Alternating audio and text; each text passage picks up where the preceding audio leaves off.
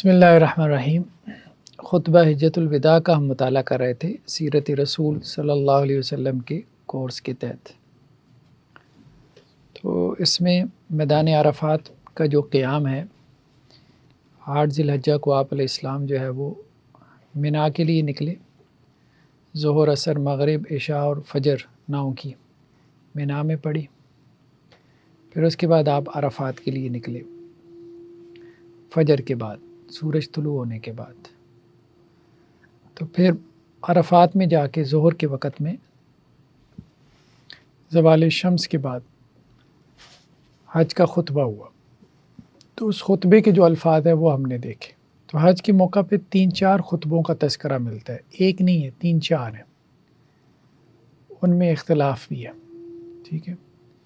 ایک خطبہ وہ ہے جو آپ علیہ السلام جب حج کے لیے آئے تو آپ نے دیا، ٹھیک ہے،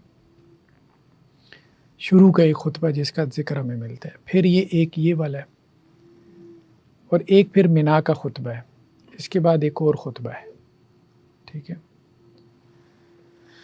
تو صحیح مسلم کی روایت میں ہے کہ خطبے کے بعد حضرت بلال رضی اللہ عنہ نے اذان اور اقامت کہی، تو آپ نے ظہر کی نماز 2 رکعت پڑھائی، اس کے بعد دوبارہ اقامت ہوئی اور آپ نے عصر کی نماز 2 رکعت پڑھائی، یعنی 2 نمازوں کو آپ علیہ السلام نے جمع کیا، ٹھیک ہے۔ تو صحیح بخاری میں حضرت عبداللہ بن عمر اگر عرفات کے دن امام کے ساتھ نماز نہ پڑھ سکتے تھے تو اپنے خیمے میں جمع کرتے تھے ظہر اور عصر کو۔ بعض لوگوں نے یہ بات کہی ہے کہ جی امام کے ساتھ جمع کرنی ہے، خیمے میں پڑھنا ہے تو آپ نے علیحدہ علیحدہ پڑھنی ہے، تو یہ بات درست نہیں معلوم ہوتی۔ تو صحابہ کرام جو ہے وہ خیموں میں بھی جو ہے وہ جمع ہی کرتے تھے نمازوں کو۔ مسند احمد کی روایت میں ہے کہ عرفات سب کا سب ٹھہرنے کا مقام ہے، جہاں پہ بھی عرفات میں جگہ مل جائے۔ آپ علیہ السلام نے تو ایک خاص جگہ قیام کیا نا، آپ کوئی اسی پہ اصرار نہ کرے کہ یہاں ہی ٹھہرنا ہے، تو وہاں رش زیادہ لگ جائے گا، جھگڑا بنے گا، تو اس لیے جہاں بھی عرفات میں جگہ ملے تو وہاں ٹھہر جائے۔ تو آپ علیہ السلام کے پاس کچھ لوگ آئے، نجد کے کچھ لوگ، تو آپ اس وقت عرفہ میں تھے، تو انہوں نے آپ سے حج کے متعلق پوچھا کہ جی حج کیا ہے؟ تو آپ علیہ السلام نے پھر ان کو جواب دیا اور پھر منادی بھی کروائی اور اعلان کروایا کہ حج عرفات میں قیام کا نام ہے، حج جو ہے وہ عرفات میں ٹھہرنے کا نام ہے۔ تو جو کوئی مزدلفہ کی رات کو طلوع فجر سے پہلے عرفات میں آ جائے اس نے حج کو پا لیا۔ اب بات سمجھیں، عرفات میں آپ نے ٹھہرنا ہے ظہر سے مغرب تک۔ ایک بندہ لیٹ ہو گیا، ٹھیک ہے، تو اب وہ لیٹ ہو گیا، اب وہ آتا ہے دیر سے، یعنی لوگ مزدلفہ میں پہنچ گئے، تو مزدلفہ کی جو صبح ہے نا، اس سے پہلے اگر وہ عرفات میں پہنچ جاتا ہے، اگر لیٹ ہو گیا، فلائٹ لیٹ ہو گئی کسی اور وجہ سے، اور عرفات میں جا کے اب تو اکیلا ہی ہوگا، لوگ تو مزدلفہ میں ہیں، تھوڑی دیر جا کے قیام کر لیتا ہے تو اس کا حج ہو گیا، یہ مراد ہے مزدلفہ کی صبح سے پہلے۔ 10 کی ہاں وہی نا، 10 کی صبح سے پہلے، یعنی ظہر سے مغرب تک تو لوگوں نے عرفات میں قیام کیا نا، پھر لوگ واپس آ گئے مزدلفہ میں، تو اب جب لوگ مزدلفہ میں تھے تو یہ عرفات میں پہنچا ہے مزدلفہ کی رات، تو عرفات میں جا کے اس نے تھوڑی دیر قیام کر لیا تو اس کا حج ہو گیا، فجر سے پہلے تک پہنچ گیا، ہاں، تو اس کا حج ہو گیا۔ یہ بات آپ علیہ السلام نے کہی۔ اس وقت لوگ اونٹوں پہ آتے تھے دور دراز سے، لیٹ ہو جاتے تھے نا، ٹھیک ہے، تو اس لیے آپ علیہ السلام نے یہ مطلب ایک رخصت دی۔ تو منا کے 3 دن ہیں، آپ علیہ السلام نے فرمایا منا کے 3 دن ہیں، جو 2 دن میں چلا جائے تو اس پہ کوئی گناہ نہیں، اور جو دیر کرے تیسری دن جائے تو اس پہ بھی کوئی گناہ نہیں۔ سنن بہقی کی روایت میں ہے کہ آپ علیہ السلام نے عرفات کے دن دونوں ہاتھ اس طرح اپنے سینے تک بلند کیے ہوئے تھے جیسے کوئی مسکین جو ہے وہ کھانا مانگنے کے لیے اپنے ہاتھ اٹھاتا ہے، یعنی بہت آوزاری کے ساتھ آپ علیہ السلام نے دعا فرمائی۔ وقوف عرفہ میں کرنے کا کام اصل میں کیا ہے؟ دعا ہے، یعنی ظہر کے ٹائم پہ آپ نے عصر پڑھ لیا نا، تو آپ مغرب تک آپ فارغ ہیں، دعا اور ذکر اذکار۔ اس وقت آپ علیہ السلام نے بہت خشوع اور خضوع سے دعا کی۔ سنن ابی داؤد کی ایک مرسل روایت میں ہے کہ آپ علیہ السلام 3 مواقع پہ دعا کے لیے ہاتھ بلند کرتے تھے۔ نماز استسقاء کے لیے جب پانی مانگا جاتا ہے، بارش کے لیے دعا کی جاتی ہے، اور دوسرا وقوف عرفات میں قیام کے دوران، اور تیسرا جب اللہ سے کوئی خاص مدد طلب کرنی ہوتی تھی، جیسے کوئی جنگ کے موقع پہ یا کسی اور وقت میں، تو آپ ہاں ویسے تو آپ چلتے پھرتے دعا کرتے تھے نا، لیکن ان 3 مواقع پہ خاص طور پہ ہاتھ اٹھا کے اہتمام سے آپ علیہ السلام دعا کرتے تھے، یہ مراد ہے۔ تو سنن ترمذی کی روایت میں ہے کہ بہترین دعا عرفہ کے دن کی دعا ہے، اور بہترین کلمات جو کہ عرفہ کے دن میں نبیوں نے کہیں، لا الہ الا اللہ وحدہ لا شریک لہ لہ الملک ولہ الحمد وہو علی کل شیء قدیر، مطلب یہ اذکار کریں، کثرت سے یہ ذکر کریں۔ وقوف عرفہ میں انبیاء کی یہ سنت ہے کہ کثرت سے انہوں نے یہ ذکر کیا یا دعا مانگی۔ صحیح مسلم کی روایت میں ہے کہ کوئی دن ایسا نہیں ہے جس دن میں اللہ عز و جل لوگوں کو عرفات کے دن سے زیادہ جہنم سے آزاد کرتے ہوں، یعنی سب سے زیادہ عرفات والے دن فیصلہ ہوتا ہے لوگوں کو جہنم سے آزاد کرنے کا، جہنم سے آزادی ملتی ہے۔ تو خاص طور پہ اس دن میں دعا کا اہتمام کرو، جو وہاں موجود ہیں وہ بھی کریں، اور یہاں پہ جو لوگ ہیں وہ مسجد میں، اپنی مسجد میں بیٹھ جائیں، اپنے گھر میں بیٹھ جائیں، زور سے مغرب کے درمیان اسی دن میں، عرفہ والے دن میں، ٹھیک ہے، تو دعا کر لیں، اہتمام کر لیں۔ سر اس کا کیا مطلب ہے کہ جہنم سے آزاد کیا جاتا ہے؟ اور فیصلہ کرتے ہیں، اللہ تعالیٰ لکھ دیتے ہیں کہ اب اس کو میں جہنم میں نہیں ڈالوں گا، اس کو جہنم کی آگ نہیں چھوئے گی، مس نہیں کرے گی، ٹچ نہیں کرے گی۔ تو یہ بہت بڑی بات ہے نا، بہت بڑی بات، ٹھیک ہے۔ بس جیسے بادشاہوں کا انداز ہوتا تھا کہ چلو اب تمہیں امان دی، کوئی تمہیں کچھ نہیں کہہ سکتا، تو اللہ تعالیٰ تو مالک الملوک ہے نا، بادشاہوں کا بھی بادشاہ ہے۔ تو اس دن اللہ عز و جل اپنے بندوں کے قریب ہوتا ہے اور فرشتوں سے پوچھتا ہے کہ یہ کیا چاہتے ہیں، ٹھیک ہے، تو ظاہری بات ہے مغفرت چاہ رہے ہوتے ہیں۔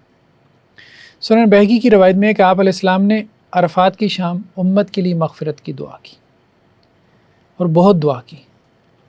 آپ علیہ السلام سے کہا گیا کہ اللہ نے آپ کی دعا قبول کی، امت کے بارے میں جو آپ نے مغفرت کی دعا کی، اللہ نے اس دعا کو قبول کیا، سوائے ان کے کہ جنہوں نے ظلم کیا، ظلم کیا، ظالم جو ہے نا اس کے لیے مغفرت جو ہے وہ قبول نہیں ہوئی، باقیوں کے لیے ہو گئی۔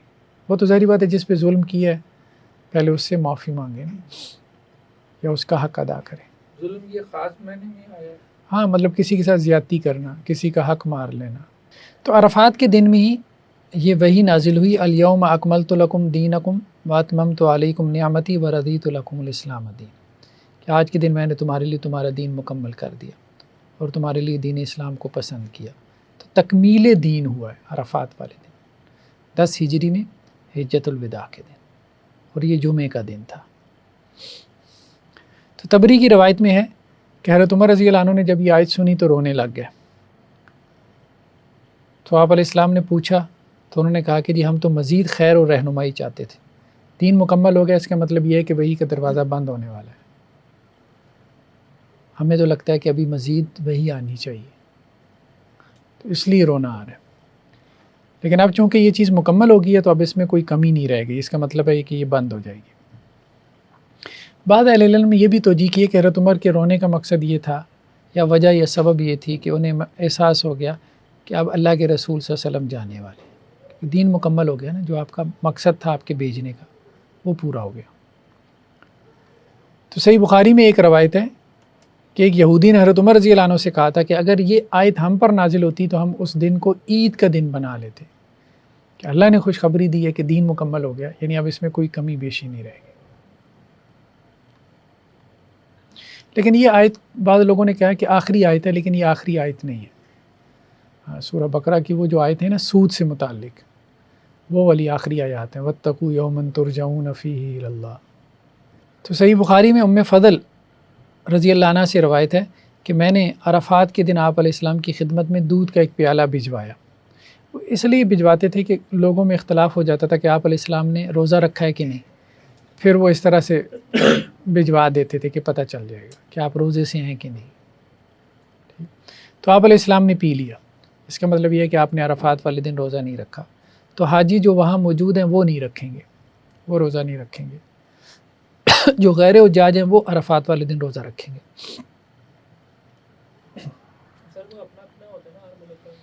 ہاں اس میں دونوں رائے ہیں، ایک یہ ہے کہ اپنے ملک کے حساب سے رکھ لیں، اور ایک رائے یہ ہے کہ سعودیہ کے حساب سے کہ یوم عرفہ پوری دنیا میں ایک ہی ہے، عرفات والا دن۔ جو کہتے ہیں کہ سعودی عرب کے رائے میں اس میں بعض ممالک میں تو رات ہوتی ہے، تو وہ تو رات بعض ممالک میں اس ٹائم سحری مطلب وہ یہی ہے کہ جس کو مل جائے، ہاں جس کو مل جائے تو ٹھیک ہے، جس کو نہیں مل رہا تو وہ پھر اس دوسری رائے کے اوپر عمل کر لیں۔ تو سنن ترمذی میں حضرت عبداللہ بن عمر سے کہ آپ علیہ السلام نے اس دن کا روزہ نہیں رکھا، ٹھیک ہے، مطلب یوم عرفہ کا، حج کے دنوں میں۔ ابو بکر اور عمر رضی اللہ عنہ نے بھی نہیں رکھا، لہذا میں بھی نہیں رکھتا اور اس سے روکتا بھی نہیں ہوں۔ سنن ابی داؤد کی روایت میں ہے کہ عرفہ قربانی اور ایام تشریق، عید اور کھانے پینے کے دن ہے۔ عرفہ کا دن قربانی اور ایام تشریق، اس کے بعد جو تو 3 دن ہے کھانے پینے کے دن ہے۔ تو صحیح بخاری میں یہ بھی ہے کہ میدان عرفات میں ایک شخص اپنی سواری سے گر گیا، اونٹ کے اوپر سوار تھا، گر گیا تو اس کی یہ گردن کی ہڈی ٹوٹ گئی، اس کی ڈیتھ ہو گئی۔ تو آپ علیہ السلام نے فرمایا کہ اس کو پانی اور بیری کے پتوں سے غسل دے دو اور اسے اس کے احرام میں دفنا دو، علیحدہ کفن دینے کی ضرورت نہیں۔ تو قیامت والے دن یہ سال میں اٹھے گا کہ لبیک کہہ رہا ہوگا۔ تو دوران حج اگر کوئی احرام کی حالت میں فوت ہو جائے تو اس کے لیے یہ خوشخبری ہے کہ میدان حشر میں وہ لبیک اللہم لبیک کہتے ہوئے اٹھے گا اپنی قبر سے۔ یعنی آپ اس کو کہہ سکتے ہیں کہ ایک اچھا خاتمہ ہے، حسن خاتمہ۔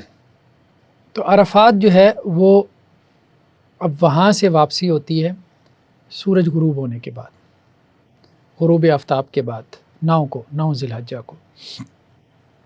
جب سورج غروب ہو جائے، اس کی زردی جاتی رہے، تو پھر عرفات سے آپ نے واپس مزدلفہ آنا ہے، یعنی سورج غروب ہونے کے کچھ دیر بعد، ٹھیک ہے، تھوڑا سا اندھیرا ہو جائے تب۔ صحیح مسلم کی روایت میں ہے کہ واپسی میں آپ کے ساتھ اسامہ بن زید بیٹھے تھے، یعنی آپ کی سواری پہ پیچھے آپ کی اونٹنی تھی نا قصوہ، اس کے اوپر پیچھے اسامہ بن زید بیٹھے تھے۔ تو آپ علیہ السلام لوگوں کو کہتے جاتے تھے سکون سے چلو، لوگ جلدی کر رہے تھے، آرام سے، سکون سے۔ مزدلفہ پہنچ کر آپ نے مغرب اور عشاء دونوں نمازوں کو ایک اذان اور 2 اقامتوں کے ساتھ جمع کیا۔ تو مغرب اور عشاء پھر آپ نے وہاں مزدلفہ میں پڑھی ہے۔ تو عرفات کے بعد اگلا جو ہے میدان وہ مزدلفہ کا ہے، ٹھیک، اور وہاں جا کے آپ نے جمع کرنی ہے عشاء کے ٹائم میں۔ صحیح بخاری کی روایت میں ہے کہ حضرت سودا آہستہ چلتی تھی، ازواج مطہرات میں سے رضی اللہ عنہ۔ تو انہوں نے آپ علیہ السلام سے رش سے پہلے مزدلفہ جانے کی اجازت مانگی، آپ نے دے دی، اور وہ بھیڑ سے پہلے چلی گئی، غروب آفتاب سے پہلے چلی گئی۔ رش لگ جاتا ہے نا، اکٹھے لوگ جا، تو ضعفاء، کمزور، عورتیں، بچے اگر وہ مغرب سے پہلے نکل جائیں مزدلفہ کی طرف تو ٹھیک ہے، کوئی حرج نہیں، جا سکتے ہیں۔ ویسے تو مجمع نے نکلنا ہے مغرب کے بعد، سورج غروب ہونے کے بعد، وہ اگر پہلے نکل جائیں تو کوئی حرج نہیں، یہ بات ہو رہی ہے۔ سیدہ عائشہ رضی اللہ عنہ فرماتی ہیں کہ میرے لیے خوشی کی بات ہوتی کہ میں بھی آپ سے اجازت لے لیتی، مطلب میں نے نہیں مانگی تھی، لیکن بعد میں مجھے احساس ہوتا ہے کہ اگر میں بھی مانگتی تو مجھے بھی مل جاتی، عورت ہونے کی وجہ سے۔ سنن ابی داؤد میں ہے کہ آپ علیہ السلام نے ام سلمہ رضی اللہ عنہ کو مزدلفہ کی رات بھیج دیا۔ اچھا یہ بھی ہے کہ اب جو ایک تو ہے نا کہ عرفات سے آپ مزدلفہ آئیں، اور ایک یہ ہے کہ مزدلفہ سے پھر آگے منا جب آپ جاتے ہیں، تو مزدلفہ میں آپ رات قیام کرتے ہیں نا، تو صبح آپ نکلتے ہیں طلوع آفتاب سے پہلے، منا کی طرف نکلتے ہیں۔ اب بھی بڑا مجمع نکلتا ہے، پھر نماز پڑھ کے فجر کی نماز۔ ہاں، مزدلفہ میں آپ نے رات کو پڑھی، مطلب مغرب اور عشاء رات کو پڑھ لی 10-11 بجے، پھر آپ سو گئے، فجر کے وقت آپ اٹھے، آپ نے فجر پڑھی، پھر تھوڑی سی روشنی ہو گئی، سورج طلوع نہیں ہوا تھا، آپ منا کی طرف نکل گئے، اب بھی سارا مجمع نکلتا ہے۔ اب یہ اس مقام پہ بھی بعض ازواج نے کہا کہ جی ہم اگر مجمع کے ساتھ نکلیں گی تو مشقت میں پڑ جائیں گی، تو ہم رات کو نکل جاتی ہیں۔ رات سے مراد یعنی فجر پڑھنے سے پہلے، تہجد کے ٹائم میں نکل جاتی ہیں اور جا کے کنکریاں مار لیتی ہیں۔ ویسے تو کنکریاں مارنے کا ٹائم کیا ہے کہ آپ یہاں سے نکلتے ہیں اور چاشت کے بعد آپ علیہ السلام نے جا کے کنکریاں ماری، لیکن انہوں نے وقت سے پہلے مار لی، تو اس کی آپ نے اجازت دی۔ یہ وہ بات آ رہی ہے۔ سنن ابی داؤد میں ہے کہ آپ علیہ السلام نے ام سلمہ رضی اللہ عنہ کو مزدلفہ کی رات بھیج دیا، یعنی مینا میں، تو انہوں نے فجر سے پہلے جمرہ کی رمی کی، جمرہ عقبہ کی، پھر وہ طواف افاضہ کے لیے چلی گئی، یعنی طواف بھی اس وقت تو حرم خالی ہوتا ہے، بالکل خالی، کوئی بندہ نہ بندی کی ذات، ٹھیک ہے، تو وہاں جا کے انہوں نے طواف کر لیا۔ اب بھی اگر کوئی چاہے تو اس طرح ہو سکتا ہے، کوئی خاتون، کوئی ضعیف، مرد، عورت، عام نہیں، بچہ، بوڑھا، رمی کے بغیر، بیمار، رمی کے بغیر نہیں رمی کر کے نا، اس کے بعد شادی قربانی اور یہ قصر اور یہ اس کے بعد جو ہے رمی کے بعد جو دو تین چیزیں ہاں ہاں، قصر قربانی اور قصر، اس کے بعد بھی طواف، اس سے پہلے بھی طواف کر سکتے ہیں۔ آپ علیہ السلام نے آگے روایتیں آ رہی ہیں، اجازت دی ہے، آگے پیچھے بھی ہو جائے تو کوئی حرج نہیں۔ اناف نے البتہ کہا ہے کہ دم پڑ جاتا ہے، یہ ترتیب واجب ہے، باقی واجب نہیں مانتے، باقی فقہا کہتے ہیں آگے پیچھے بھی ہو جائے کوئی حرج خواتین بھی پہلے نہ جائیں، ہے۔ خواتین بھی پہلے نہ جائیں، کہاں؟ تو مزدلفہ سے ہم یہ کہہ رہے ہیں کہ خواتین کے لیے اجازت ہے، جا سکتی ہیں، اگر جانا چاہیں تو جا سکتی ہیں، قربانی کرا کے بغیر، قربانی کیے بغیر، حدیث کے مطابق جا سکتی ہیں، فقہ حنفی کے مطابق نہیں ہے، وہاں سختی زیادہ ہے، ٹھیک ہے۔ تو عام طور پہ فقہا نے حدیثوں کے مطابق جو ہے وہ استدلال کرتی ہوئی اجازتیں دی ہیں۔ خیر بات، صحیح بخاری میں حضرت اسماء رضی اللہ عنہا سے ایک اور روایت میں ہے کہ اندھیرے میں رمی کی اجازت عورتوں کے لیے تھی۔ ابھی یہ عمومی بات آ گئی نا کہ مزدلفہ کی رات کو آپ علیہ السلام نے عورتوں کو اجازت دے دی تھی کہ جو رمی کرنا چاہتی ہے جا کے کر لے۔ یہ وقت سے پہلے رمی ہے نا، رمی کا وقت بیسیکلی 10 کو چاشت کے بعد ہے، مجمع نے نکلنا ہے فجر کے بعد، تو عورتوں کو اجازت دی گئی فجر سے پہلے کہ جا کے رمی کر لیں، خالی ہے میدان، تو اس سے استدلال کیا جاتا ہے کہ عورتوں کے علاوہ بوڑھے، کمزور، بچے، وہ بھی جا کے اس وقت میں رمی کر سکتے اگر کوئی کرنا چاہے۔ اگر کسی کو مجاہدے، جیسے حضرت عائشہ رضی اللہ عنہ کی حدیث ہے کہ ہم اس وقت ہمیں مجاہدے کا تھا تو ہم نے مجاہدہ کیا، لیکن اب محسوس ہوتا ہے کہ اگر ہم بھی رخصت لے لیتے تو اچھا تھا۔ صحیح بخاری میں ہے کہ آپ علیہ السلام نے حضرت عبداللہ بن عباس کو اپنے اہل خانہ کے ساتھ رات ہی کو مزدلفہ سے مینا روانہ کیا، حضرت عبداللہ بن عباس کو بھیج دیا کہ میری ازواج کو لے جاؤ رات کو فجر سے پہلے مزدلفہ سے مینا۔ سنن ابی داؤد میں عبداللہ بن عباس رضی اللہ عنہ کی روایت میں ہے کہ آپ علیہ السلام نے بنو عبد المطلب کے لڑکوں کو گدھے پر سوار کر کے پہلے ہی بھیج دیا تھا۔ بنو عبد المطلب کے جو نوجوان لڑکے تھے نا، ان کو مزدلفہ کی رات ہی مینا میں بھیج دیا، لیکن ساتھ میں انہیں تاکید کی تھی کہ سورج طلوع ہونے سے پہلے رمی نہ کرنا۔ عورتوں کو اجازت دے دی اندھیرے میں رمی کرنے کی، ان کو کہا تھا کہ سورج طلوع ہونے سے پہلے رمی نہ کرنا، سورج طلوع ہونے کے بعد کرنا۔ چلے پہلے جاؤ، مجمع پیچھے آئے گا، لیکن یہ کہ رمی جو ہے نا وہ آپ کر لو سورج طلوع ہونے کے بعد۔ اسی طرح پانی پلانے والوں اور چرواہوں کو بھی رات ہی میں جانے کی اجازت دے دی گئی۔ پانی پلانے والے مطلب جو حج کے موقع پہ پانی پلاتے تھے، اجعلتم سقایۃ الحاج و عمارۃ المسجد الحرام۔ اسی طرح چرواہے کون ہوتا؟ اب ظاہر بات ہے 1,24,000 لوگ آئے ہیں تو اونٹوں پہ آئے ہیں نا، تو وہ اونٹ کہاں رکھیں گے؟ اپنے ساتھ تو تھوڑی رکھیں گے، سمجھ رہے ہیں؟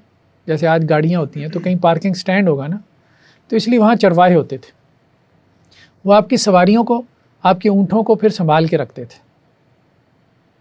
ان کو اجازت دی گئی کہ آپ جو ہے وہ رات میں جا کے رمی کر لو۔ تو مسند احمد میں ہے کہ عروہ بن مزرس کہتے ہیں کہ آپ علیہ السلام مزدلفہ میں تھے جب میں آپ کی خدمت میں پہنچا، اور میں نے آپ سے کہا کہ میں بنو طے کے 2 پہاڑوں کو عبور کر کے آ رہا ہوں اور بہت تھک گیا ہوں، بہت دور سے آ رہا ہوں، یعنی سیدھے ہی آپ کے پاس آئے مزدلفہ میں۔ میں نے اپنی سواری کو بھگا بھگا کے تھکا ڈالا ہے کہ آپ کے ساتھ مجھے حج مل جائے۔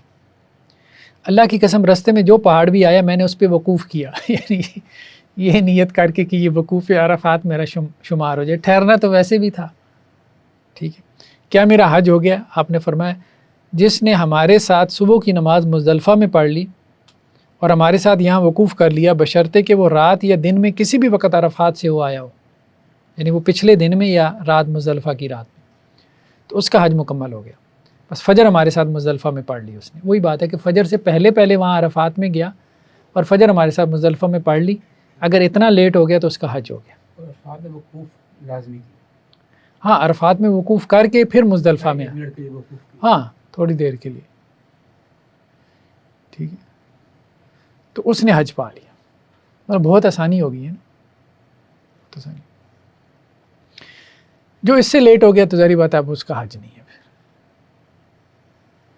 صحیح بخاری میں جابر سے روایت ہے کہ آپ علیہ السلام عشاء کی نماز کے بعد لیٹ گئے، یعنی مزدلفہ کی رات. مغرب اور عشاء آپ نے 2 اقامتوں کے ساتھ پڑھی، جمع کی، پھر آپ لیٹ گئے اور صبح تک آپ لیٹے رہے. صبح آپ نے اذان اور اقامت کے ساتھ نماز پڑھی، پھر اونٹنی پر سوار ہو کر آپ مشعر حرام کے پاس آئے، جہاں ابھی مسجد بھی ہے. مزدلفہ کے اندر بھی مسجد ہے، مینا میں بھی ہے. مینا میں جو ہے وہ مسجد نمرہ ہے. مزدلفہ میں اس کا نام شاید مسجد مشعر حرام ہی ہے، ہاں اسی نام سے مسجد ہے. اور جو مینا میں ہے اس کا نام مسجد خیف ہے. مسجد خیف ہاں وہ بھی ایک وادی سے ہے نا، وادی کا وادی نام. کے نام. ہاں تو وہاں آپ قبلہ رخ ہو کر دعا کرتے رہے مشعر حرام کے پاس، جہاں وہ مسجد ہے غالباً وہاں پر ہی. جب خوب روشنی پھیل گئی تو طلوع آفتاب سے پہلے آپ مینا کی طرف چلے اور فضل بن عباس کو اپنے پیچھے سوار کیا. یعنی عرفات سے مزدلفہ تک آپ کے پیچھے جو ہے وہ اسامہ بن زید تھے. پھر اس کے بعد جو ہے وہ مزدلفہ سے لے کے مینا تک آپ کے پیچھے جو سوار تھے وہ فضل بن عباس تھے. اس لیے ان 2 سے حج کے مسائل بہت پوچھتے تھے لوگ، کیونکہ آپ کے ساتھ تھے نا. ان 2 سے بہت پوچھتے تھے. کچھ روایتوں میں ہے کہ عبداللہ بن عباس تھے، نہیں وہ غلطی ہے راوی کی، فضل بن عباس تھے. تو 10 ذی الحجہ کو پھر اب آپ نے حضرت عبداللہ بن عباس کو حکم دیا کہ وہ ان کے لیے کنکریاں جمع کریں. تو مسند احمد کی روایت میں ہے کہ نہیں یہ فضل بن عباس تھے جن کو آپ نے حکم دیا تھا، کیونکہ وہی آپ کے ساتھ سوار تھے. وہ 7 کنکریاں لے کر آ گئے، تو وہ بہت مناسب کنکریاں تھیں. تو آپ نے جب ان کنکریوں کو دیکھا کہا بہترین ہے. اور یہاں پہ وہ روایت ہے جو ہم اکثر سنتے ہیں، آپ نے کہا دین میں غلو سے بچو. تم سے پہلی قومیں غلو کی وجہ سے ہلاک ہو گئیں. یعنی کس چیز کی طرف آپ کا اشارہ تھا؟ اتنے بڑے بڑے پتھر مارنے کی ضرورت نہیں ہے کہ شیطان کو مار رہے ہیں. ٹھیک ہے، مطلب اپریشیٹ کیا کہ مناسب کنکر لے کر آئے. ٹھیک ہے، تو جذبات سے ہٹ کے اپنا جو بھی ایک اللہ کا حکم ہے اس کو پورا کرو. تو مشعر حرام سے یعنی مزدلفہ سے پھر آپ مینا کی طرف روانہ ہوئی اور آپ کے پیچھے حضرت فضل بن عباس تھے. تو فضل بن عباس کے بارے میں آتا ہے کہ بہت حسین وجی تھے، گورے چٹے. تو صحیح مسلم کی روایت میں ہے کہ وہ آپ کے پیچھے بیٹھی ہوئی تھے تو قبیلہ خصم کی ایک عورت آئی، آپ سے کوئی سوال پوچھنے لگی. تو پوچھتے پوچھتے اس کی نظر حضرت فضل بن عباس پہ پڑی تو ٹک گئی وہاں پر. تو فضل بن عباس بھی اس کی طرف دیکھنے لگ گئے. تو آپ علیہ السلام نے کیا کیا کہ فضل بن عباس کا جو چہرہ تھا وہ ہاتھ سے پکڑ کے دوسری طرف کر دیا. تو اس عورت نے پوچھا آپ سے کہ میرے والدین بوڑھے ہو چکے ہیں، کیا میں ان کی طرف سے حج کر سکتی ہوں؟ آپ نے فرمایا ہاں. ٹھیک ہے، تو اس سے بھی استدلال کیا گیا ہے کہ حج میں نقاب نہیں ہے عورت کے لیے، مطلب حالت احرام میں نقاب نہیں ہے اس کے لیے. سنن نسائی کی روایت میں ہے کہ رستے میں ایک شخص نے آپ علیہ السلام سے پوچھا کہ میری والدہ عمر رسیدہ ہیں، سواری پر صحیح طرح سے بیٹھ نہیں سکتی، یعنی بٹھاؤں گا تو گر جائیں گی، اتنی بوڑھی ہیں، تو کیا میں ان کی طرف سے حج کروں؟ تو آپ نے فرمایا کیا تمہاری والدہ پہ قرض ہوتا تو اسے ادا کرتے؟ اس نے کہا جی ہاں. تو آپ نے فرمایا والدہ کی طرف سے حج کرو. یعنی والدین کی طرف سے حج کرنا چاہیے اولاد کو، زندہ والدین کی طرف سے بھی حج کرنا چاہیے اور فوت شدگان کی طرف سے بھی کرنا چاہیے.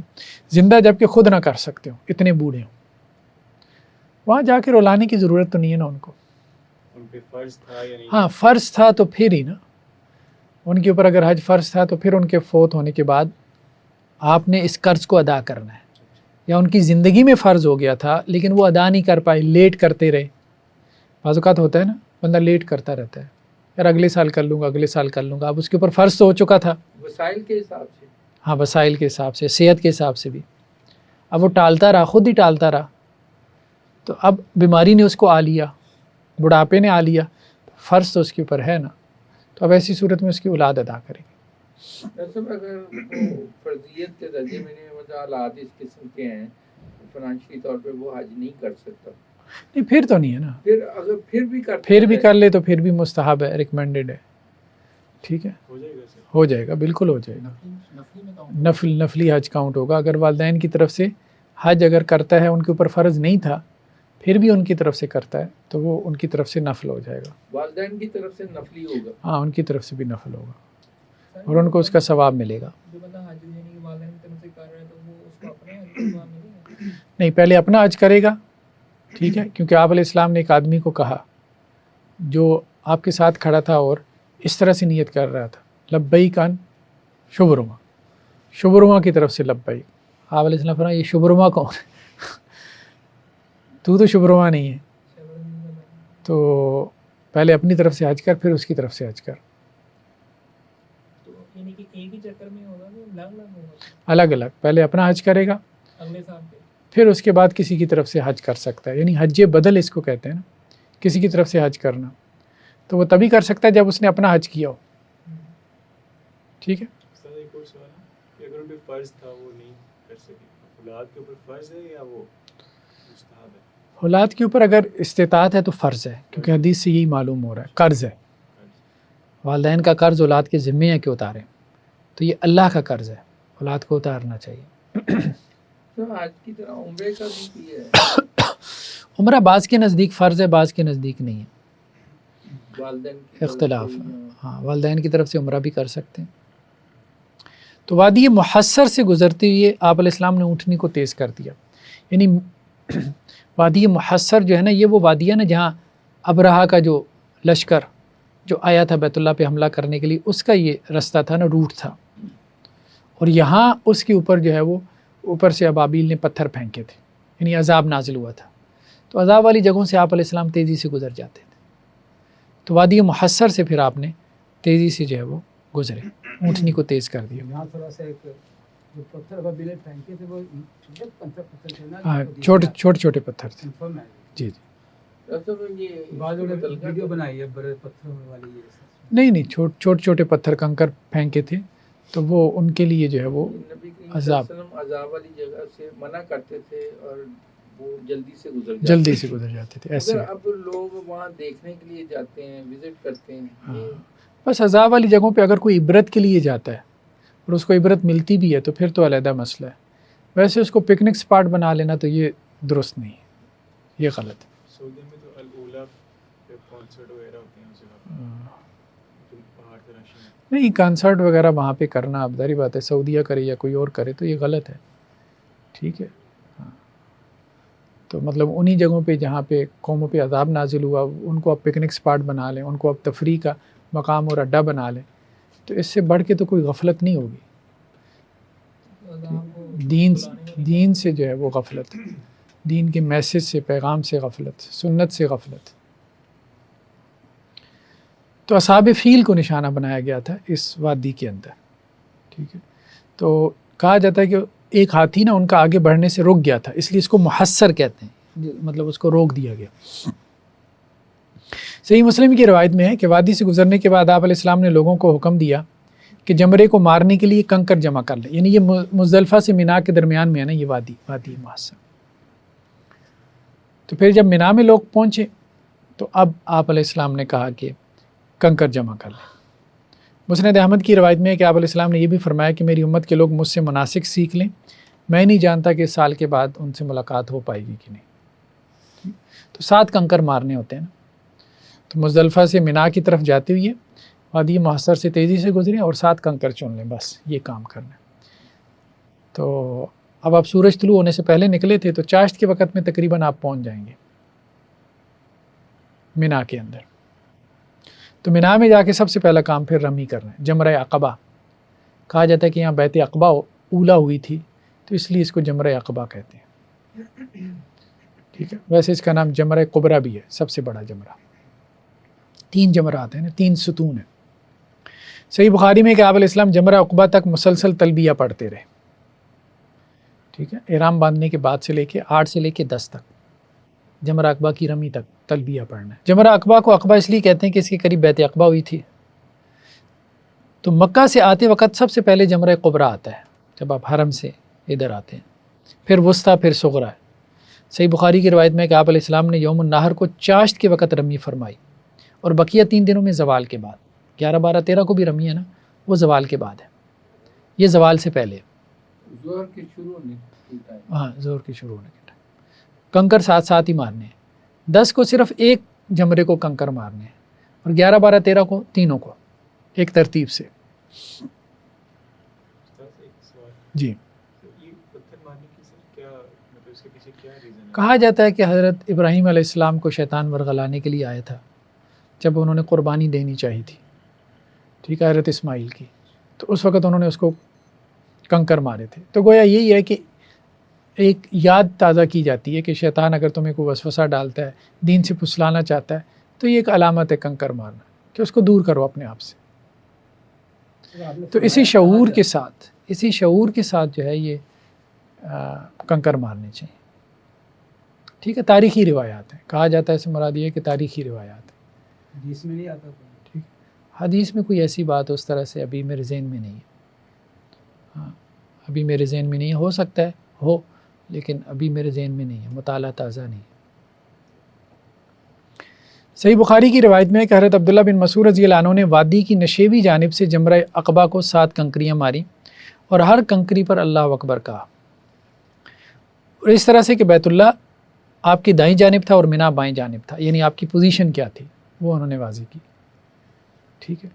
یعنی ایک نچلی طرف ہے، ایک اونچی طرف ہے، تو لوگ اونچی طرف سے کنکر مار رہے تھے، تو انہوں نے کہا نہیں، ادھر سے کنکر مارو، نچلی طرف سے، کہ بیت اللہ آپ کی دائیں جانب اور مینا بائیں جانب ہو۔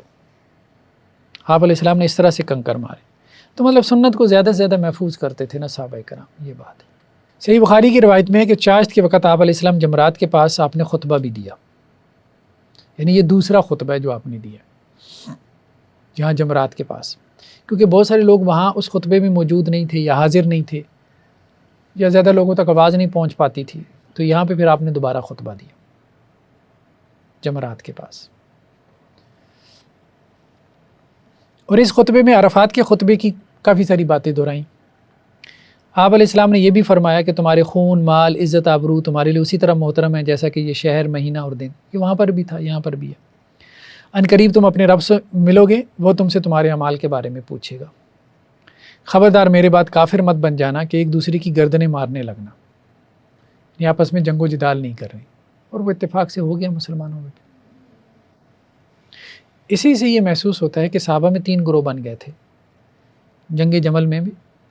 ایک وہ جو حضرت عائشہ رضی اللہ عنہ، طلحہ اور زبیر رضی اللہ عنہ ان کی طرف تھے، ایک وہ جو حضرت علی رضی اللہ عنہ کے گروہ میں تھے، ایک سعد بن ابی وقاص کا بھی گروہ تھا جو نیوٹرل تھے۔ یہ انہی روایتوں کی بنیاد پہ کہ آپس میں لڑائی نہیں کرنی، اور یہی صحیح موقف تھا، یہی صحیح موقف تھا۔ جو یہاں موجود ہیں وہ ان تک یہ بات پہنچا دیں جو موجود نہیں ہے، فَلْيُبَلِّغُ الشَّاهِدُ الْغَائِبُ۔ ہو سکتا ہے بعد میں سننے والے اس وقت سننے والوں سے زیادہ ان باتوں کو محفوظ رکھنے والے ہوں۔ بعد والوں نے زیادہ محنت کی ہے نا، محدثین کے احوال تذکرہ ہم پڑھ رہے ہیں اس کو محفوظ رکھنے کے لیے، ٹھیک ہے۔ آگاہ رہو، میں نے بات پہنچا دی ہے۔ مسند احمد کی روایت میں یہ بھی ہے کہ آپ نے یہ بھی فرمایا کہ میں تمہاری کثرت کی بنا پر دوسری امتوں پر فخر کروں گا، یعنی آخرت میں۔ خبردار تم نے مجھے دیکھ بھی لیا ہے اور میری باتیں بھی سن لی۔ یہ بعد والوں کو کیا فرمایا آپ نے؟ جی بعد والے مطلب تمہاری جو ہے نا کثرت کے اوپر میں فخر کروں گا نا۔ آپ نے کہ بعد والے اس کو زیادہ عمل کر سکیں گے، تو غائب و شاہد کا ذکر تھا نا وہاں پر۔ نہیں، یہ اور بات ہو رہی تھی۔ آپ علیہ السلام نے یہ بات کہی کہ جو یہاں موجود ہیں وہ ان تک بات پہنچا دیں جو موجود نہیں ہیں۔ ہو سکتا ہے کہ بعد میں سننے والے اس وقت سننے والوں سے زیادہ ان باتوں کو محفوظ رکھنے والے۔ غائب یعنی کہ جو غائب نظام ہے، ہاں، اس میں استدلال کرتا ہے اگر آپ ایک چیز خود عمل نہیں کر سکتے بات کر دیں اچھی، ہاں، شاید ایسے اس ہی پہ عمل کر لیں۔ کہ اب آپ خود عمل نہیں کر سکتے کسی بات پہ، سنت پہ، حدیث پہ، تو وہ بات آگے پہنچا دیں، ہو سکتا ہے کوئی اور اس پہ عمل پیرا ہو جائے اور اس سے خیر پھیل جائے۔ یہ وہی بات ہو رہی ہے، ٹھیک ہے۔ تو مسند احمد کی روایت میں ہے کہ تمہاری کثرت کی بنا پر میں دوسری امتوں پر فخر کروں گا، خبردار تم نے مجھے دیکھ لیا، میری باتیں بھی سن لی، ان قریب میرے بارے میں تم سے پوچھا جائے گا۔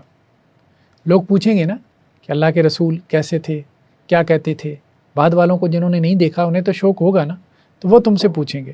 خبردار جس نے مجھ پہ جھوٹ باندھا تو وہ اپنا ٹھکانہ جہنم میں بنا لے۔ یہ آپ نے یہاں خطبے میں کہا تھا۔ پھر 70 صحابہ نے اس کو آگے نقل کی ہے اس روایت کو۔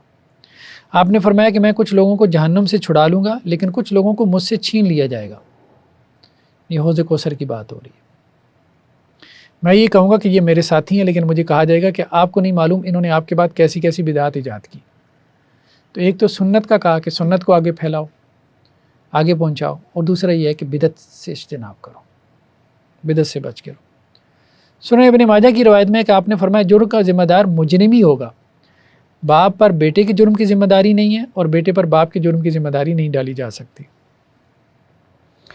ٹھیک ہے، شیطان اس بات سے مایوس ہو گیا کہ اس شہر میں اس کی عبادت کی جائے، لیکن وہ تمہیں ایسے اعمال میں ضرور اپنے پیچھے لگائے گا کہ جنہیں تم حقیر سمجھتے ہو۔ شرک شاید وہ اب تمہیں اس پہ نہ لگا سکے، لیکن کچھ دوسرے رستوں سے وہ تمہیں اپنے پیچھے ضرور لگائے گا۔ صحیح مسلم کی روایت میں کہ آپ نے یہ بھی فرمایا کہ حبشی غلام کو تمہارا امیر بنا دیا جائے جو کتاب اللہ کے ذریعے تمہاری قیادت کرے تو اس کی بھی سموتات کرنا۔ تو ان روایتوں سے بھی محسوس ہوتا ہے نا کہ آپ علیہ السلام کسی کی کوئی خلافت کا اعلان کر کے نہیں جا رہے تھے، ورنہ یہ الفاظ نہ ہوتے۔ یہ خود پر ریپیٹ ہی ہو رہا ہے۔ تو ہاں، خطبے کے زیادہ تر الفاظ وہی ہیں جو عرفات کے ہیں، لیکن کچھ نئے بھی ہیں، کچھ نئے بھی ہیں۔ ٹھیک ہے، سنن ابن ماجہ کی روایت میں یہ بھی ہے کہ آپ نے فرمایا اللہ عز و جل اس شخص کو تر و تازہ رکھے جو میری بات سن کے آگے پہنچائے۔ یعنی حدیث کی حفاظت کا آپ نے حکم دیا کہ اس کو سنو اور آگے پہنچاؤ بھی، اس کی تبلیغ کا بھی حکم دیا۔ فرمایا بہت سے حاملین علم فقیہ نہیں ہوتے، بہت سے لوگوں کے پاس حدیث کا علم ہوگا لیکن فقیہ نہیں ہوں گے، اس میں سے مسئلے نہیں اخذ کر پائیں گے، اور بہت سے حاملین علم اپنے علم کو فقیہ تک پہنچا دیتے ہیں، وہ آگے پہنچا دیں گے، وہ فقیہ ہوگا، اس سے مسئلے نکال لے گا۔ اور ایسے ہی ہمارے یہاں فقہاء نے بعد میں انہی روایتوں سے جو محدثین نے نقل کی تھیں مسائل اخذ کیے۔ ٹھیک، 3 باتوں میں مومن کا دل خیانت نہیں کر سکتا: اللہ کے لیے اخلاص، مسلمانوں کے لیے امراء کی خیر خواہی، اور جماعت کو لازم پکڑنا۔ یعنی ان 3 چیزوں میں مومن جو ہے وہ مطلب اس کے الٹ اسے سمجھ نہیں آئے گی۔ تو یہ جماعت کے ساتھ منسلک ہونا، مسلمان جماعت مرتد نہ ہو جائے، ٹھیک ہے، مسلمانوں کی جماعت سے علیحدہ اپنا راستہ نہ پکڑ لے، اکیلا ہی نہ سمجھ لے کہ میں ٹھیک ہوں، باقی ساری امت گمراہ ہے۔ ایسی تو آیت ہے قرآن پاک میں وَمَن یتبع غیر دین المؤمنین، ہاں، ومن یتبع غیر سبیل المؤمنین، غیر سبیل المؤمنین، جو مومنین کے راستے کو چھوڑ کے کسی اور راستے کی پیروی کرے گا کہاں پر ہے؟ تو ہم اس کو اسی کے حوالے کر دیں گے۔ صحیح، ٹھیک ہے، یہ کہاں پر ہے سر؟ یہ غالباً آل عمران کی آیت ہے۔ مسلمانوں کی جماعت جو اللہ کے رسول کہہ رہے ہیں، یہ کفار کی جماعت کے مقابلے میں کہہ رہے ہیں کہ مسلمانوں کی جماعت کو یہاں پہ رکھنا ہے، یا کیا؟ جو اللہ کے نبی کہہ رہے ہیں کہ مسلمان جماعت کے ساتھ ہیں؟ تو مسلمانوں کی جماعت مراد ہے، مسلمانوں کے ساتھ رہو، مسلمانوں کی اجتماعیت، ٹھیک ہے، اس کو مت چھوڑو۔ کسی خاص جماعت کا ذکر نہیں۔ خاص جماعت نہیں، یہ چھوٹی چھوٹی جماعتیں جو گروہ بن گئے ہیں وہ مراد نہیں ہے۔ یا سورہ نساء میں دیکھ لیں، آل عمران میں نہیں مل رہی تو سورہ نساء میں دیکھ لیں، سرچ کر لیں، اب تو آرام سے مل جاتی ہیں۔ صحیح بخاری کی روایت میں ہے کہ آپ علیہ السلام نے دجال کا بھی تفصیلی ذکر کیا اور کہا کہ سب نبیوں نے دجال سے ڈرایا اور میں بھی تمہیں اس سے ڈرا رہا ہوں۔ یاد رکھو دجال دائیں آنکھ سے کانا ہوگا، تمہارا رب ایسا نہیں ہے، اور دجال کی ایک آنکھ انگور کے دانے جیسی ہوگی۔ مسند احمد کی روایت میں یہ بھی ہے کہ وراثت میں ہر حقدار کا حصہ مقرر کر دیا گیا اور وصیت وارث کے علاوہ کے لیے جائز ہے، وارث کے لیے نہیں۔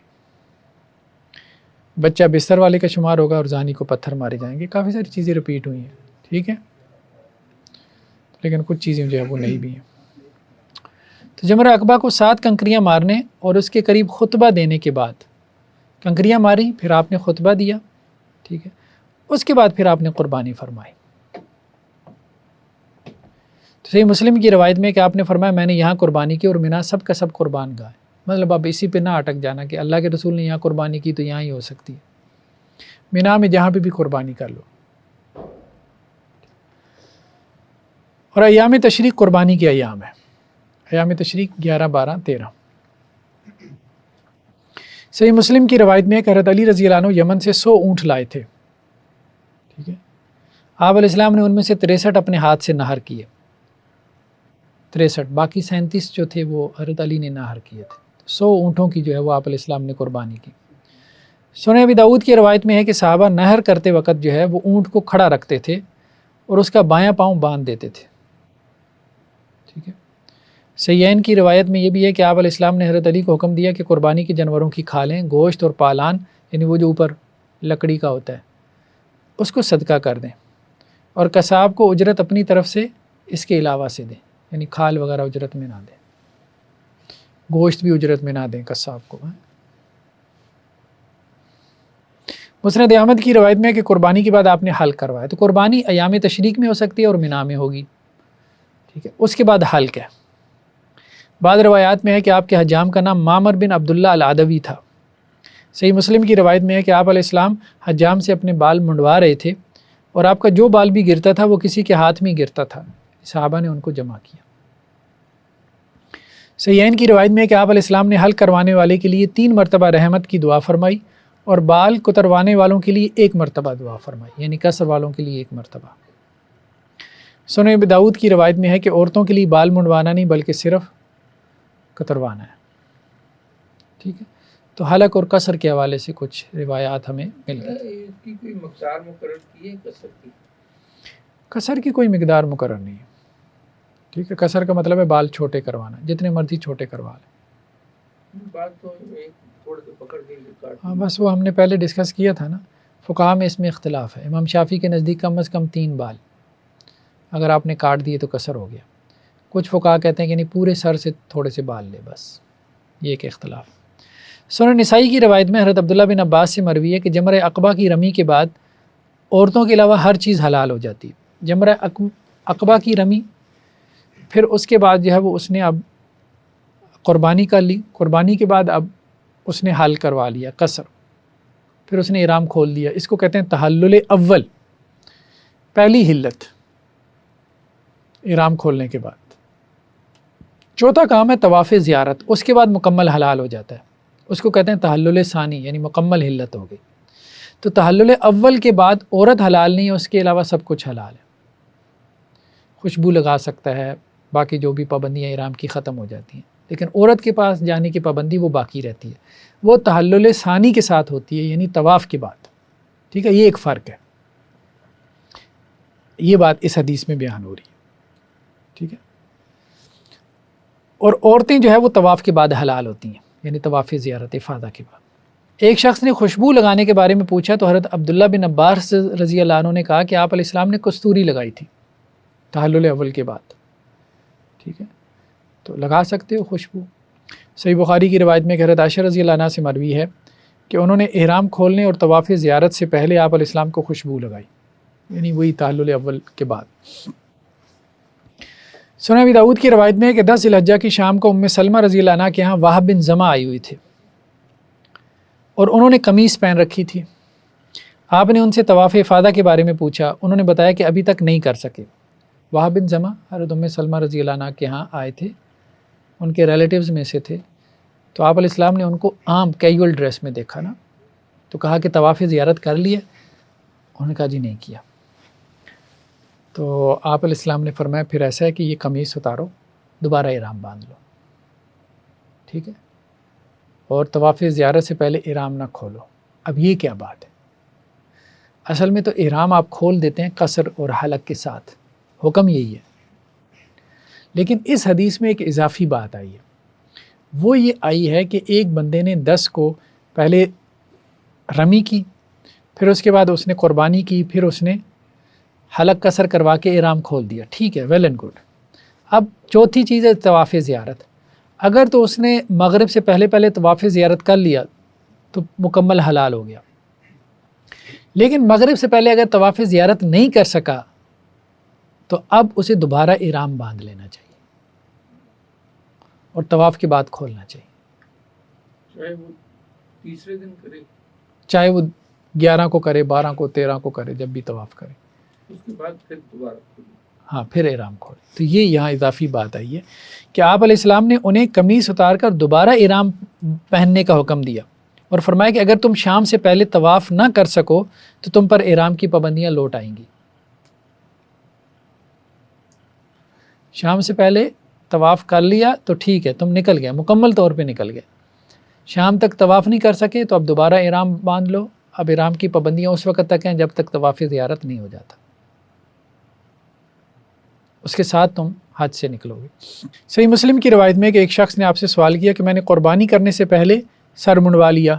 آپ نے فرمایا آپ قربانی کر لو. سر پہلے منڈوا لیا تو آپ نے فرمایا ابھی قربانی کر لو، کوئی حرج نہیں. ایک اور شخص نے کہا کہ اس نے رمی سے پہلے قربانی کر لی، رمی جمار سے پہلے، تو آپ نے فرمایا کوئی حرج نہیں، ابھی رمی کر لو. تو تقدیم و تاخیر سے متعلق کچھ بھی آپ سے پوچھا گیا تو آپ نے فرمایا کہ اب کر لو، کوئی حرج نہیں، یعنی کوئی دم نہیں ڈالا. 4 کام ہے نا 10 کو آگے پیچھے ہو جائیں، جان بوجھ کے نہیں کرنے، لا علمی میں آگے پیچھے ہو جائیں. ٹھیک. صحیح بخاری میں حضرت عبداللہ بن عباس سے کہ آپ علیہ السلام سے ذبح کرنے کے بارے میں، یعنی قربانی کے بارے میں، سر منڈوانے کے بارے میں، رمی کرنے کے بارے میں اور تقدیم و تاخیر کے بارے میں سوال کیا گیا تو آپ نے کہا آپ کر لو، کوئی حرج نہیں، اجازت دی. ابو داؤد کی مرسل روایت میں ہے کہ آپ علیہ السلام نے عقبہ کو کنکریاں ماری، رمی جمار کیا، اس کے بعد قربان گاہ میں تشریف لے گئے، قربانیاں کی. اس کے بعد آپ جو ہے وہ طواف افاضہ کے لیے گئے، یعنی درمیان میں حلق کروایا اور پھر طواف افاضہ کے لیے گئے. اس طواف کو طواف زیارت اور طواف رکن بھی کہا جاتا ہے کیونکہ یہ حج کا رکن ہے نا. صحیح مسلم کی روایت میں کہ آپ علیہ السلام نے یہ طواف اونٹ پر ادا کیا تھا، یہ والا. صحیح مسلم کی روایت میں ہے کہ آپ علیہ السلام نے قربانی کے دن طواف افاضہ کیا اور ظہر کی نماز واپس مینا میں آ کر ادا کی. قربانی کر کے، رمی جمار کر کے، خطبہ دے کے، قربانی کر کے، حلق قصر کروا کے آپ مکہ میں گئے، طواف افاضہ کیا اور واپس مینا میں آ کے آپ نے ظہر پڑھی. تو آپ کرنے کے بعد مینا میں بھی مینا میں آنا ہے، مینا میں آپ نے آنا ہے نا، وہاں ہی 3 دن قیام کرنا ہے نا، 11 12 13. ٹھیک ہے. صحیح مسلم کی ایک اور روایت میں ہے کہ آپ نے ظہر کی نماز مکہ میں ادا کی تھی، یعنی کچھ روایتوں میں ہے کہ ظہر کی نماز مکہ میں ادا کی، کچھ میں ہے کہ مینا میں ادا کی. تو اس میں تطبیق یہ دی گئی کہ مکہ والوں کے لیے مکہ میں جماعت کروا دی، مینا والوں کے لیے مینا میں جماعت کروا دی. بعض روایات میں ہے کہ 11ویں 12ویں اور 13ویں کی رات کو آپ علیہ السلام نے بیت اللہ کا طواف کیا، یعنی یہ نفل طواف تھا. 11 12 اور 13 کو آپ مینا میں تھے نا، تو آپ جاتے تھے، رات کو جاتے تھے بیت اللہ کا طواف کرنے، 11 12 اور 13 کو. تو یہ نفل ہے. صحیح بخاری میں حضرت عبداللہ بن عباس رضی اللہ عنہ سے کہ آپ علیہ السلام ایام مینا میں طواف زیارت کیا کرتے تھے، مطلب وہی ہے کہ کثرت سے طواف کرتے تھے. آپ مینا میں جب تھے نا، رات کو طواف کے لیے نکل جاتے، دن میں نمازیں پڑھائیں، ذکر اذکار کیے. بعض اہل علم نے یہ بھی کہا ہے کہ 10 ذی الحجہ کی رات کو آپ علیہ السلام نے دوبارہ طواف اپنی بیویوں کے ساتھ کیا تھا. کچھ لوگوں نے یہ بھی کہا کہ رات کو بیویوں کو طواف کروانے لے جاتے تھے، لوگوں نے یہ بھی توجیہ کر لی. لیکن بہرحال اضافی طواف آپ نے کیے، کہنے کا مقصد یہ کوئی حرج نہیں ہے. کوئی حرج نہیں. صحیح بخاری کی روایت میں ہے کہ طواف کے بعد آپ علیہ السلام نے زمزم کے چشمے سے پانی پیا اور بنو عبد المطلب سے کہا کہ تم اچھا کام کر رہے ہو، یعنی طواف زیارت کے بعد. بنو عبد المطلب جو ہے وہ حاجیوں کو پانی پلانے پہ لگے ہوتے تھے، تو وہ حاجیوں کے لیے زمزم کے کنویں سے پانی کھینچ رہے تھے. اس وقت کنویں سے نکالتے تھے بالٹیاں بھر بھر کے. صحیح مسلم کی روایت میں ہے کہ بنو عبد المطلب نے آپ کو پانی کا ڈول پیش کیا، آپ نے کچھ پانی پیا، کچھ دوبارہ زمزم کے کنویں میں ڈال دیا اور کچھ سے آپ نے وضو کیا. حضرت عباس رضی اللہ عنہ زمزم کے پانی میں کشمش بھگو کر نبیذ بنا کر حاجیوں کو پلاتے تھے. آج بھی جیسے لوگ جوسز وغیرہ دیتے ہیں، اب تو سعودی حکومت اس کو پسند نہیں کر رہی، پہلے یہ بہت زیادہ ہوتا تھا وہاں پہ جو ہے نا، یہ اپنا لوگوں میں بانٹنے کا بہت زیادہ ہوتا تھا. لیکن اب سعودی حکومت اب عمرے پہ بھی اب جائیں نا تو پابندی لگا دی انہوں نے، وہی جو حج اور عمرے کی کمرشلائزیشن کی وجہ سے، کہ اب جو تقسیم کریں گے وہ ہم ہی کریں گے. دیکھیں پیچھے ان کے وہ توجیہات تو ان کی ساری وہ ہوتی ہیں کہ جی وائرس پھیلے گا، انفیکشن پھیلے گی، عام یہ وہ، ظاہری بات ہے پہلے بھی تو صدیوں سے ہو رہا ہے. بہت لوگ خرچ کرتے ہیں. ہاں، تو اب انہوں نے پابندیاں لگا دی کہ جس نے دینا ہے وہ ہمیں دے، ہم خرچ کریں گے. مریم تو نواز. اب وہ پیکٹس میں جو ہے نا، پیکٹس میں اب وہ ملتا ہے، افطار الصائم اس کو کہتے ہیں، تو خیر بہرحال لیکن ابھی بھی کچھ لوگ کہیں نہ کہیں کوئی چوری چھپے خرچ کر لیتے ہیں، لیکن یہ ہے کہ لوگوں کو روکنا مناسب نہیں ہے۔ صرف پانی کی تقسیم کی اجازت ہے، وہ پانی کی بوٹلز وغیرہ مل جاتی ہیں، وہ بھی مخصوص کمپنیوں کو، لیکن اب بہت پابندیاں لگا رہے ہیں وہ لوگ، بہت زیادہ۔ وہاں کے مقامی لوگ خرچ کرتے تھے، مقامی لوگ بہت خرچ کرتے تھے، عربوں کا دل اس حوالے سے کافی وہ جو عمرہ کرنے جاتے ہیں لوگ اپنا کھانا پینا کھاتے ہی نہیں تھے، وہ سب یہی لوگ کر دیتے تھے۔ ہاں، تو سبیلیں لگی ہوتی ہیں جسے ہمارے یہاں سبیلے کہتے ہیں نا، چاول بٹ رہے ہیں پیکٹس کے اندر، ہر چیز، کھجوریں بٹ رہی ہیں۔ جب ہم گئے تھے تو لوگوں نے وہ سونے کے رنگ بنا کے نا وہ بانٹ رہے تھے، ہاں، مطلب اس طرح اس حد تک لوگ، وہ ایک بہت ترکی بہت کمپنی آئی سخاوت۔ تھی، اس نے پورا ہال ہوٹل کا خریدا ہوا تھا، روز ان کا سامان آتا تھا، وہ افطاری اور سحری کرواتے تھے۔ تو یہ ہے بارہ۔ تو حضرت عباس رضی اللہ عنہ زمزم کے پانی میں کشمش بھگو کے نبیذ بنا کر حاجیوں کو پلاتے تھے، کیونکہ اللہ تعالیٰ نے اس کی تعریف بیان کی نا، حاجیوں کی خدمت کرو۔ صحیح مسلم کی روایت میں ہے کہ ایک شخص نے حضرت عبداللہ بن عباس سے کہا، یہ بات کی بات ہے کہ آپ کے چچا زاد بھائی دودھ اور شہد کی سبیلیں لگا کر رکھتے ہیں حج کے موقع پہ، تو آپ ابھی تک جو ہے وہ نبیذ پہ گزارا کر رہے ہیں۔ کسی نے ان سے کہا، تو انہوں نے کہا بھائی بات یہ ہے کہ یہ کوئی بخل نہیں ہے، بخل مت سمجھو، بس اللہ کے رسول صلی اللہ علیہ وسلم کے زمانے سے ہم یہ کرتے چلے آ رہے ہیں، آپ نے اس کو اپریشیٹ کیا تھا، تو ہم اب یہ چاہتے ہیں کہ وہی عمل باقی رکھیں۔ نبیذ ہی پلاتے تھے، یعنی پانی کے اندر کشمش بھگو کے میٹھا شربت بن جاتا تھا، وہ پلاتے تھے۔ تو ان کے بھائی ذرا وہ دودھ اور شہد کی انہوں نے سبیلیں لگانا شروع کر دی تھی، عباس کے بھائی مطلب چچا زاد بھائی، یہ عباسی تھے نا، تو وہ چچا زاد بھائی دوسرے بنتے ہیں نا، بنو امیہ۔ تو کسی نے ان کے حوالے سے کہا کہ وہ آپ سے اس معاملے میں آگے نکل کے جا رہے ہیں، حالانکہ ڈپارٹمنٹ آپ لوگوں کا تھا، سقایت الحاج کا، تو اس پہ انہوں نے تبصرہ کیا۔ صحیح بخاری کی روایت میں یہ بھی ہے کہ آپ علیہ السلام نے کھڑے ہو کے زمزم پیا۔ سنن ابی داؤد کی روایت میں ہے کہ طواف کے بعد آپ نے سواری کو بٹھایا، یعنی چونکہ آپ سواری پہ تھے نا، 2 رکعت نفل ادا کیے، پھر آپ نے زمزم جو ہے وہ کھڑے ہو کے پیا۔ کچھ لوگوں نے یہی کہا نا کہ سواری پہ طواف تھا تو کیسے کھڑے ہو کے پانی پیا، تو نہیں، روایتوں میں کہ آپ نے سواری کو بٹھایا اور اس کے بعد 2 رکعت نفل ادا کیے اور پھر کھڑے ہو کے زمزم پیا۔ سواری پہ نفل نہیں ادا کی، سواری پہ نہیں، کھڑے ہو کے یہ سنت ہے، کھڑے ہو کے زمزم پینا یہ سنت میں۔ ابن سعد کی روایت میں ہے، جائز ہے جی سواری پہ نماز پڑھنے کا جواز ہے نا، جی جی، ابن سعد کی روایت میں ہے کہ آپ علیہ السلام نے اس دن بیت اللہ پہ غلاف بھی چڑھایا تھا، اس دن یعنی 10 ذی الحجہ کو۔ بیکی کی روایت میں ہے کہ ایک عورت آپ کے پاس اپنا بچہ لے کر آئی اور کہنے لگی جی جس دن سے پیدا ہوا بات نہیں کر رہا، تو آپ علیہ السلام نے فرمایا اس کو میرے قریب کرو۔ جب وہ قریب ہوا تو اللہ کے رسول نے کہا میں کون ہوں، تو کہنے لگا آپ اللہ کے رسول ہیں۔ اس کے بعد وہ بھلا چنگا ہو گیا، یعنی باتیں کرنے لگ گیا۔ سنن ابی داؤد کی روایت میں کہ ایام تشریق کے 3 دنوں میں آپ روزانہ، اب یہ ایام تشریق یعنی 4 کام تو ہو گئے، طواف بھی ہو گیا، پھر اس کے بعد 3 دن ایام تشریق کے، 11، 12 اور 13 منا میں خیموں میں قیام کرنا ہے آپ نے۔ تو آپ علیہ السلام نے ایام تشریق کے 3 دنوں میں ہر جمرے کو 7 کنکریاں ماری اور ساتھ میں اللہ اکبر پڑھی، اور یہ کام کب کیا؟ زوال شمس کے بعد، دوپہر کے بعد، ظہر کے بعد، غروب آفتاب تک۔ معذورین ہیں ان کے لیے آگے پیچھے اجازت ہے۔ پھر مسند احمد کی روایت میں ہے کہ ایام تشریق میں حضرت علی آپ علیہ السلام کی طرف سے منا میں منادی کر رہے تھے کہ یہ کھانے پینے کے دن ہے، روزے رکھنے کے دن نہیں ہے، اللہ کا ذکر کرنے کے دن ہے۔ صحیح مسلم کی روایت کے مطابق یہ اعلان کرنے کے لیے سعد بن ابی وقاص، کعب بن مالک، اوس بن حدثان کو بھی بھیجا گیا تھا، یعنی ایک سے زیادہ لوگ منادی کرنے والے ہوتے تھے۔ صحیح بخاری کی روایت میں کہ آپ علیہ السلام زوال شمس کے بعد کنکریاں مارتے تھے، کنکریاں مارنے کے لیے پیدل تشریف لے جاتے، پہلے اور دوسرے جمرے کو کنکریاں مارنے کے بعد بیت اللہ کی طرف رخ کر کے لمبی دعا کرتے تھے۔ پہلے کو کنکریاں ماری، پھر بیت اللہ کی طرف منہ کر کے لمبی دعا کی، پھر دوسرے کو کنکریاں ماری، درمیان والے کو، پھر بیت اللہ کی طرف رخ کر کے لمبی دعا کی، لیکن تیسرے کو رمی کرنے کے بعد دعا نہیں کرتے تھے۔ لیکن اب تو ان دونوں کے پاس دعا کرنے کے بھی حالات نہیں ہیں، وہاں سے گزر ہی جائے بندہ تو بڑی بات ہے، اتنا مجمع ہوتا ہے، اتنا رش ہوتا ہے، کیجویلٹیز بہت زیادہ ہوتی ہیں وہاں پہ خاص طور پہ، اس لیے اب علماء نے آگے پیچھے رمی کی بھی اجازت دی ہوئی ہے۔ تو اب یہ دعا کرنا نا ممکن نہیں رہ گیا رش کی وجہ سے نا۔ ایام تشریق میں بھی آپ علیہ السلام نے خطبہ دیا. مسند احمد کی روایت میں ہے کہ آپ علیہ السلام نے فرمایا ایام تشریق کا یہ خطبہ ہے. اب یہ تیسرا اگر وہ حج سے پہلے والا بھی شمار کریں نا تو یہ چوتھا ہو گیا. ایک آپ نے آتی دیا تھا نا حج کے لیے جب آپ آئے تھے حج کا یہ تیسرا مکہ. ہاں حج کا یہ تیسرا خطبہ ہے.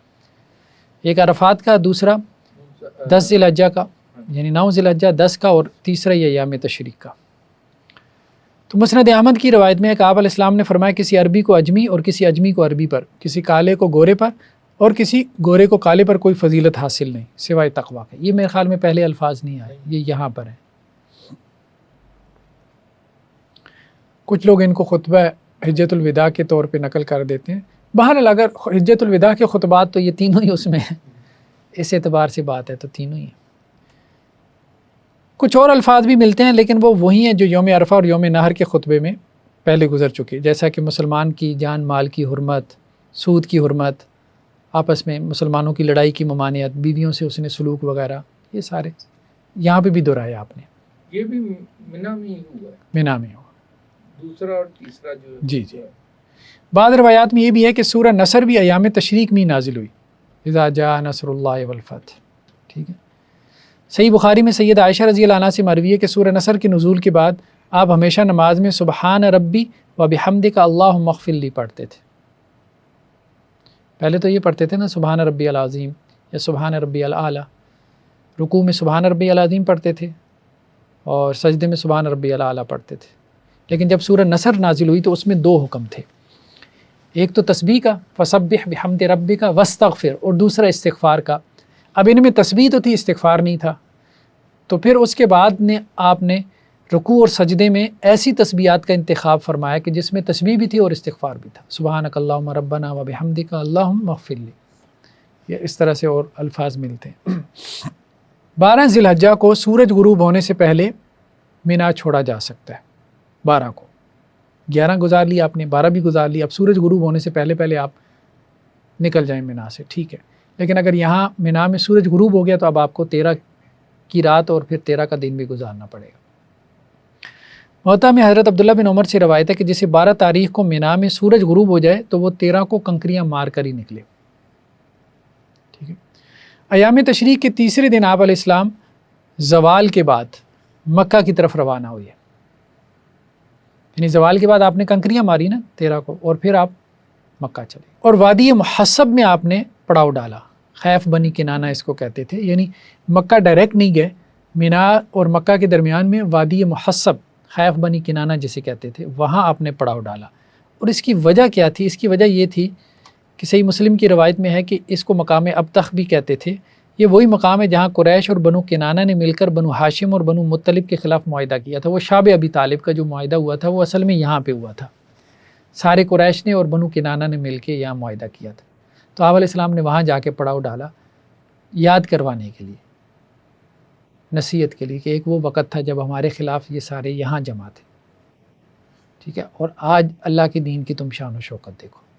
صحیح بخاری میں حضرت عائشہ رضی اللہ عنہ سے مروی ہے کہ اب تک میں قیام حج کی سنت نہیں ہے. اب ڈائریکٹ مینا سے مکہ چلے جائیں، راستے میں یہاں قیام کرنا حج کی سنت نہیں ہے. مطلب آپ علیہ السلام نے کسی غرض سے کیا. ٹھیک ہے. صحیح مسلم میں بھی ایسی روایت حضرت عبداللہ بن عباس سے بھی مروی ہے.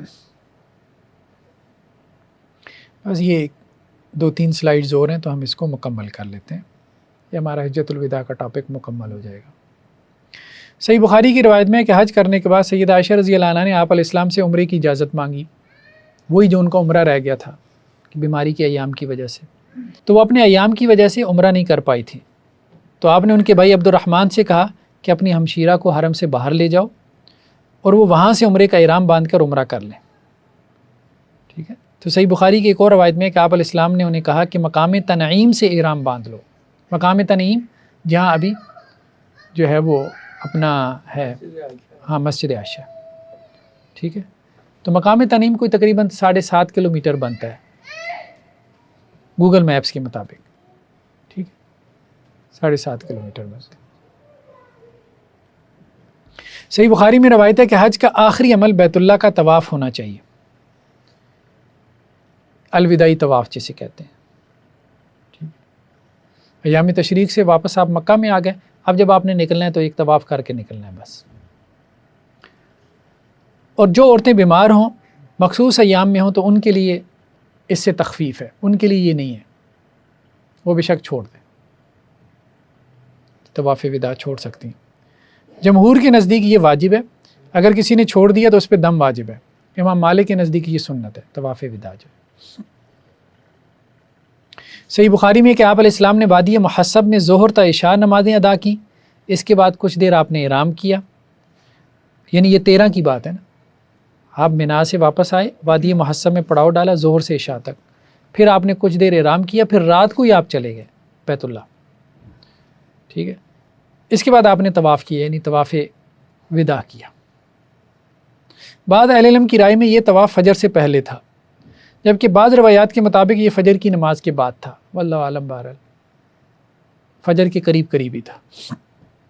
صحیح بخاری میں روایت ہے کہ ام سلمہ رضی اللہ عنہ نے شکایت کی کہ میں بیمار ہوں، آپ علیہ السلام نے فرمایا جب میں فجر کی نماز کھڑی کروں تو اس وقت اونٹ پر طواف کر لینا، لوگ نماز پڑھے ہوں گے، جگہ خالی ہوگی تو آپ جلدی سے طواف کر لینا۔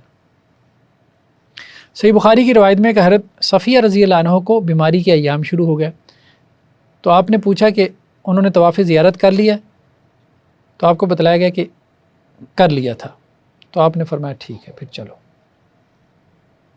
سنن ترمذی میں آپ علیہ السلام اور سیدہ عائشہ رضی اللہ عنہا کے بارے میں آتا ہے کہ مکہ سے واپسی پر آپ زمزم ساتھ لے کر گئے، مطلب یہ بھی ایک جیسے لوگ ہمارے ہاں لے کر آتے ہیں، ٹھیک ہے۔